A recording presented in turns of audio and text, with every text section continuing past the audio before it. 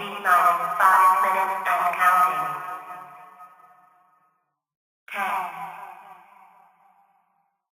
7. I'm gonna marry her. 2. Concerning pipeweed. There is another thing about the hobbits of old that must be mentioned, an astonishing habit. They imbibed or inhaled, through pipes of clay or wood, the smoke of the burning leaves of a herb, which they called pipeweed or leaf, a variety, probably, of Nicotiana. A great deal of mystery surrounds the origin of this peculiar custom, or art, as the hobbits preferred to call it.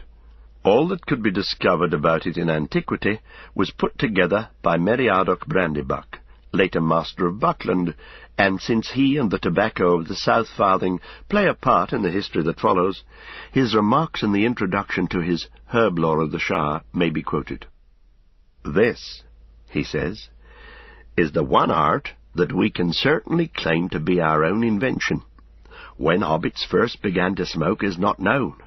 All the legends and family histories take it for granted. For ages folk in the Shire smoked various herbs, some fouler, some sweeter. But all accounts agree that Tobold Hornblower of Longbottom in the South Farthing first grew the true pipeweed in his gardens in the days of Isengrim II, about the year 1070 of Shire reckoning. The best homegrown still comes from that district, especially the varieties now known as Longbottom Leaf, Old Toby, and Southern Star. How Old Toby came by the plant is not recorded, for to his dying day he would not tell. He knew much about herbs, but he was no traveller. It is said that in his youth he went often to Bree, though he certainly never went further from the Shire than that.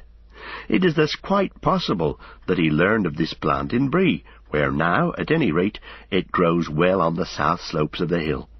The Bree hobbits claim to have been the first actual smokers of the pipeweed.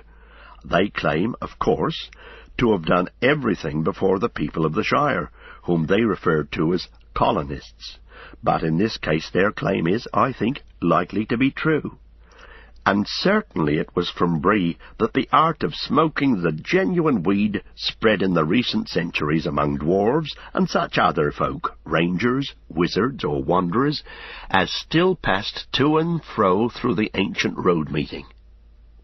The home and centre of the art is thus to be found in the old inn of Bree, the prancing pony, that has been kept by the family of Butterbur from time beyond record. All the same, observations that I have made on my own many journeys south have convinced me that the weed itself is not native to our part of the world, but came northward from the lower Anduin, whither it was, I suspect, originally brought oversea by the men of Westernesse. It grows abundantly in Gondor, and there is richer and larger than in the north, where it is never found wild, and flourishes only in warm, sheltered places like Longbottom. The men of Gondor call it sweet Galenas, and esteem it only for the fragrance of its flowers. From that land it must have been carried up the Greenway during the long centuries between the coming of Elendil and our own days. But even the Dunedain of Gondor allow us this credit. Hobbits first put it into pipes. Not even the wizards first thought of that before we did, though one wizard that I knew took up the art long ago and became as skilful in it as in all other things that he put his mind to.